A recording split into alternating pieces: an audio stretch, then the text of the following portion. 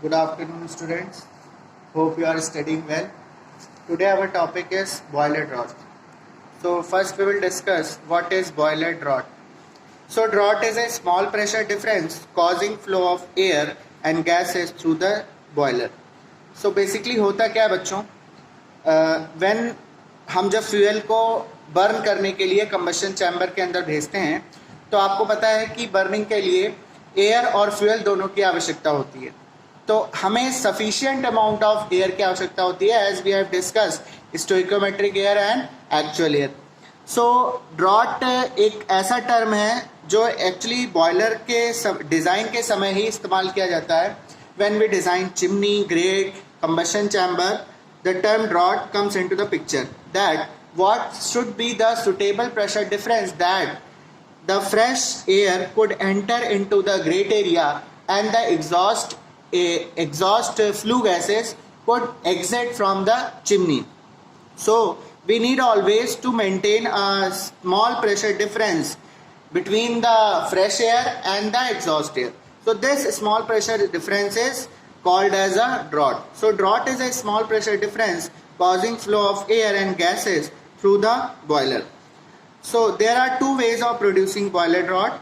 हम इसे दो तरीके से प्रोड्यूस कर सकते हैं. नेचुरल ड्रॉट, नेचुरल ड्रॉट में हमारा जो फिक्स कॉस्ट है, इनिशियल कॉस्ट है, वो फिक्स्ड होता है and initial cost is high as well as initial cost is high.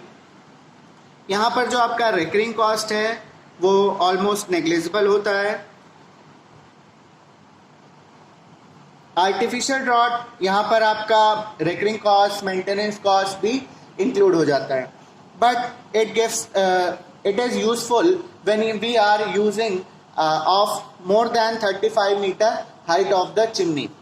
So natural draught is produced by the density difference.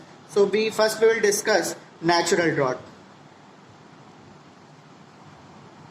We'll discuss in detail natural drought. So drought caused by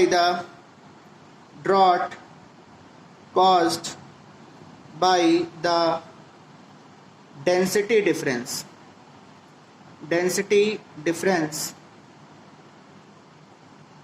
between the atmospheric air and hot gases in the chimney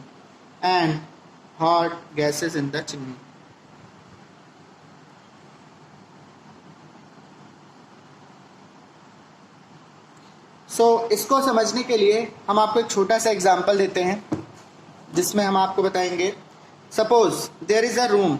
अगर आप winter में experience करते हो, inside the room अगर हमारा room जो है वो एयर कंडीशनड है. एयर कंडीशन मतलब आपने ऑल वेदर एसी का इस्तेमाल किया है. तो suppose your room temperature is 25 degree centigrade and atmosphere temperature is T naught. तो we have taken outside temperature, it means atmosphere temperature T naught and the initial temperature of the room या inside temperature of the room is this is room and room is air condition. So you can easily, आप ये इसको आसानी से समझ सकते हैं कि T नॉट हमेशा कम होगा Ti से, बिकॉज आपने ऑल वेदर एसी का इस्तेमाल किया है. तो आपने ऑल वेदर एसी का इस्तेमाल क्यों किया है? ताकि आपके एटमॉस्फेयर से टेम्परेचर ज़्यादा रहे कमरे में. और आप इसका उल्टा गर्मी में करते हैं, कमरा अंदर ठंडा रहता है और बाहर ज़्यादा गर्म रहता है. सो यहाँ पर आप देख सकते हैं, एक आपने पढ़ा होगा फ्लूइड मैकेनिक्स में, P is equal to rho G H. So suppose this is the height of the room H. So H is constant, G is constant. So pressure is depending only on the density. So we know one term, PV equals to mRT, and here rho is equal to m by v. So we can write P is equal to rho RT, and here rho is P by RT. So for air R is constant and suppose pressure is also constant. So rho is depending on the temperature. So अगर temperature कम तो density ज़्यादा होगी. आप यहाँ से देख सकते हैं, T जितना कम होगा डेंसिटी उतना ज़्यादा होगा, T जितना ज़्यादा होगा डेंसिटी उतना कम होगा. तो अब आप यहाँ पे देख के इजिली समझ सकते हैं कि बाहर का टेम्परेचर कम है तो यहाँ पे डेंसिटी ज़्यादा होगी. तो we can write rho naught is greater than rho i. So इस कॉन्सेप्ट का हम इस्तेमाल करके आपको आगे चीज़ों को समझाएंगे. So we have taken a example what is boiler draught. Then there are two ways: natural drought, artificial drought. It is also called sometimes mechanical drought.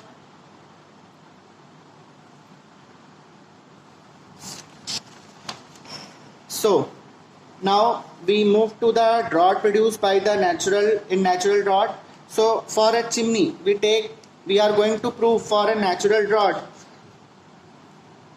So for natural drought हम यहाँ पर एक चिमनी ड्रॉ करेंगे और हम आपको इसका proof पढ़ाएंगे जो एग्जाम के पॉइंट ऑफ व्यू से, केटीयू के एग्जाम पॉइंट ऑफ व्यू से बहुत इंपॉर्टेंट है और इसके न्यूमेरिकल भी एग्जाम में आते हैं. So we can write draught और प्रेशर प्रोड्यूस्ड. ड्रॉट और प्रेशर प्रोड्यूस्ड. सो आप यहाँ पे इजीली बात को समझ गए होंगे. There is a density difference and P is equal to rho GH. So density पर प्रेशर निर्भर कर रहा है. So we can say that P naught is also greater than PI. Inside pressure जो होगा वो आपका कम होगा, आउटसाइड प्रेशर जो होगा वो आपका ज़्यादा होगा. ठीक है. नेक्स्ट है आपका ड्रॉट और प्रेशर प्रोड्यूस्ड. तो delta P is equal to GH rho A minus rho G. So इस प्रेशर डिफरेंस की वजह से ही आपका जो आपका एयर है वो अंदर जाएगा, ग्रेट एरिया के अंदर जाएगा. फ्यूल कंबस्ट होगा और कंबस्ट होने के बाद जो फ्लू गैसेज हैं वो चिमनी के थ्रू बाहर निकल जाएंगी. तो delta P is equal to this is the small pressure difference. I have already told that draught caused by the density difference between the atmospheric air and the hot gases in the chimney. So G is the constant and H is height of the chimney. I am drawing here. So this is a grate area and exhaust gases comes from the grate area. Grate means आपने देखा होगा भट्टियों के नीचे लोहे की हम छड़े डाल देते हैं. That is the grate. English में उसे हम grate कहते हैं. This is the height of the chimney, capital H. Rho is the density of the atmospheric air. Rho G is the density of the gas inside the chimney. तो ये gases आपको बाहर निकालनी है. सो ये हॉट गैसेज हैं, हम इनको फ्लू गैसेज भी कहते हैं. यहाँ पे आप rho a is the density of atmospheric air. Rho g is the average density in chimney.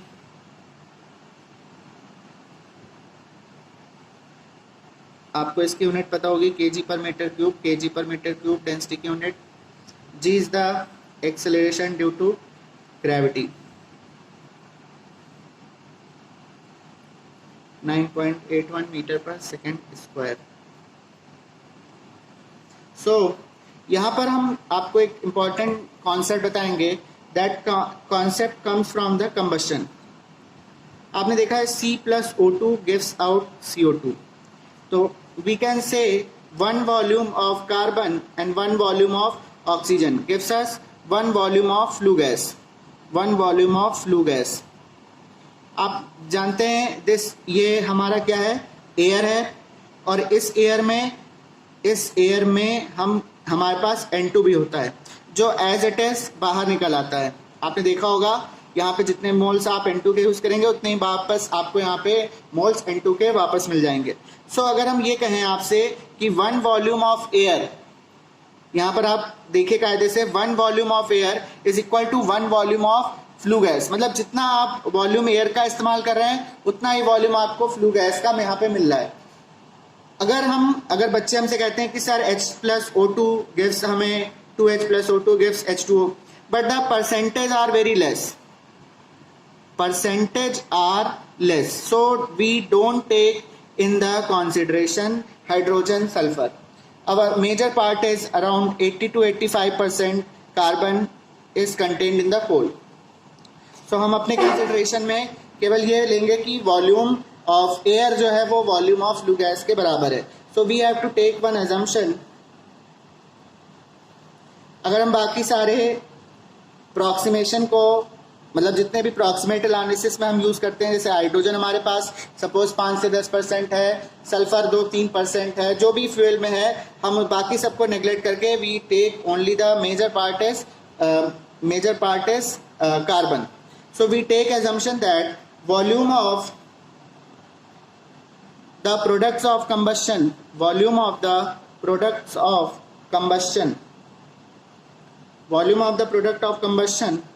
is equal to volume of air supplied for combustion. ये कॉन्सेप्ट यहाँ से आया है, एजम्पशन हमने यहाँ से लिया है. सो आप इसको एक बार देख लीजिए. ड्रॉट प्रोड्यूस हमने यहाँ से कंबशन से लिया है ये चीज़, और एजम्पशन लिया है. आप इसका एक स्क्रीनशॉट लेकर इसे कॉपी में नोट कर सकते हैं या साथ में भी नोट कर सकते हैं. So next we take. So हमें यहाँ पर सबसे पहले डेंसिटी डिफरेंस, आप यहाँ से देखिए, हमें इसको सॉल्व करने के लिए डेंसिटीज फाइंड आउट करना है. सो हम सबसे पहले रो ए और रो जी फाइंड आउट करेंगे.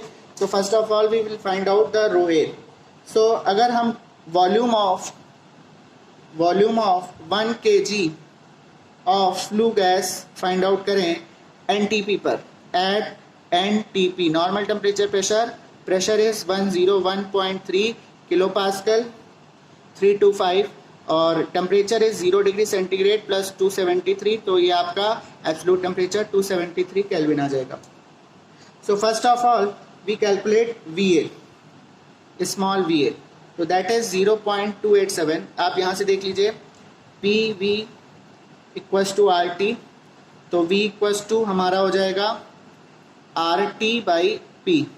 सो R287 इंटू टेम्परेचर हमने 273 लिया है और pressure 101.325 in kilo pascal. So it will comes out 0.773. आप कैलकुलेटर से इसे कैलकुलेट करके चेक कर लीजिए, मीटर क्यूब पर kg.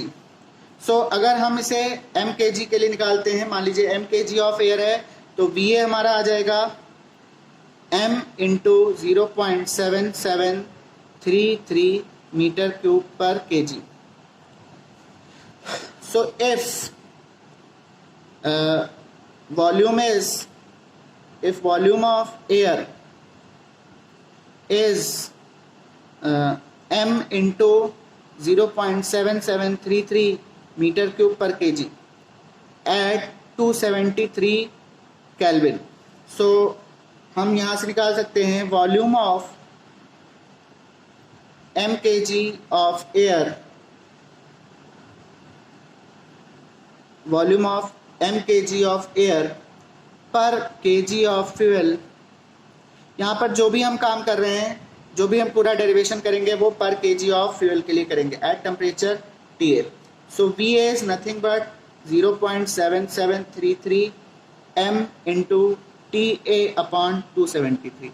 273 पर इतना है, 273 पर वॉल्यूम इतना है, तो TA पर वॉल्यूम इतना हो जाएगा.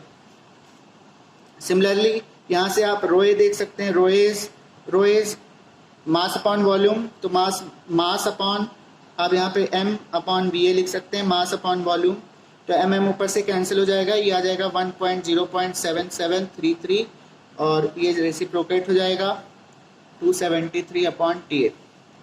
तो अगर आप इसे सॉल्व करेंगे तो ये 1.293273 अपॉन TA आ जाएगा, रोए kg per metre cube.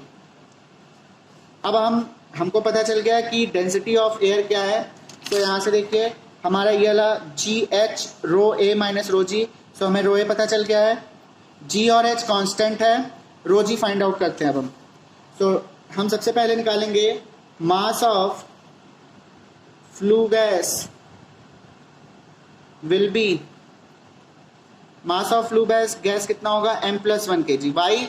Because m kg of air, अगर आप कंबशन चैम्बर में देखें, दिस इज कंबशन चैम्बर, तो आपके कंबशन चैम्बर में m kg एयर एंटर कर रहा है और 1 kg फ्यूल एंटर कर रहा है. सो जो फ्लू गैसेस निकलेंगी वो कितनी होंगी, m+1 kg. सो फ्लू गैसेस कितना होगा, m+1 kg। अब यहाँ से हम देखते हैं नेक्स्ट पार्ट हमारा क्या है। हाँ, तो अब हम निकालेंगे density of flue gas. So density of flue gas निकालने के लिए हमें सबसे पहले वॉल्यूम ऑफ फ्लू गैस निकालना पड़ेगा। तो volume of flue gas volume of air के बराबर है। तो आप यहाँ से लिख लीजिए volume of flue gas at temperature Tg। तो आपने देखा वॉल्यूम ऑफ एयर के बराबर है एट TA। सो यहाँ से आप लिख सकते हैं Vg बराबर 0.7733 into m into TG upon 273। वहाँ पर आपने TA पर निकाला था, यहाँ पर हम फ्लू गैस ले रहे हैं इसलिए उसका टेम्परेचर हम TG लेंगे। अब आप इसको चाहे तो सॉल्व कर लें, तो it will comes out 1.293273 upon TG m+1 upon m। तो ये आपका रो A आ जाएगा, रो G आ जाएगा। तो रो G आप यहाँ से लिख सकते हैं m+1 upon 0.7733 into m into TG upon 273। तो आपका रो G भी आ गया, रो A भी आ गया। अब हम निकाल सकते हैं ड्रॉट प्रोड्यूस्ड। अब हम निकाल लेंगे ड्रॉट प्रोड्यूस्ड। तो we can write delta P as GH rho A minus rho G। So rho A की जो वैल्यू आई थी वो हम देख लेंगे। रो A हमारा ये आया था 1.2973 TA और यहाँ पर भी 273 T आ रहा है। तो GH 1.293 इंटू 273 ये कॉमन हो जाएगा और ब्रैकेट में आ जाएगा 1/TA minus m+1 upon m into 1/TG। तो अगर आप इसे मल्टीप्लाई कर लेंगे GH तो ये it will come around 353 GH। Bracket लगा देंगे 1/TA minus m+1 upon m into 1/TG। So this is delta P। आप यहाँ तक भी प्रूव करके छोड़ सकते हैं, but sometimes it is asked draught is if the drought is measured in terms of water column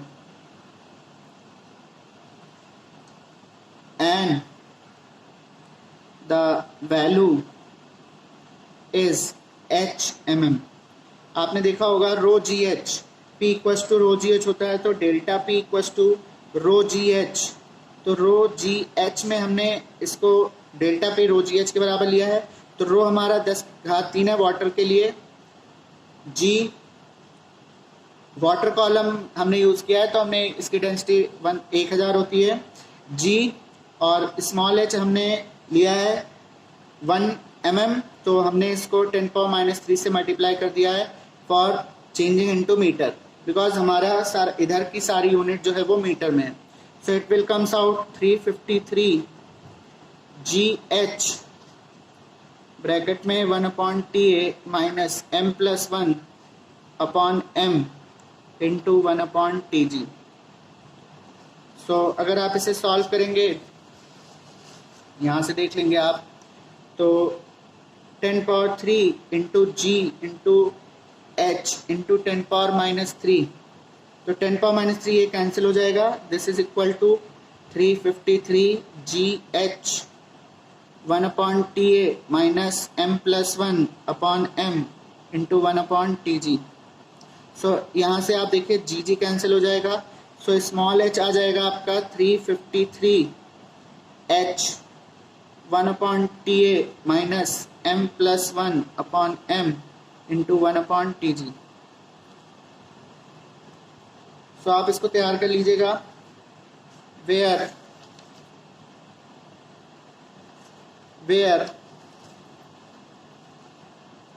H is in mm and H is in meter. So आप देख सकते हैं for given H, for given H and TA, जो natural drought है, natural drought हमारा किस पे depend कर रहा है? Depends on temperature TG, depends on temperature TG, मतलब हॉट गैसेस का जो टेम्परेचर है उसके ऊपर डिपेंड कर रहा है। तो जितना ज़्यादा TG होगा, तो TG जितना ज़्यादा होगा, higher is the draught produce, तो ड्रॉट आपका उतना ही ज़्यादा होगा, ड्रॉट भी उतना ही ज़्यादा होगा। TG जितना ज़्यादा, ड्रॉट उतना ही ज़्यादा।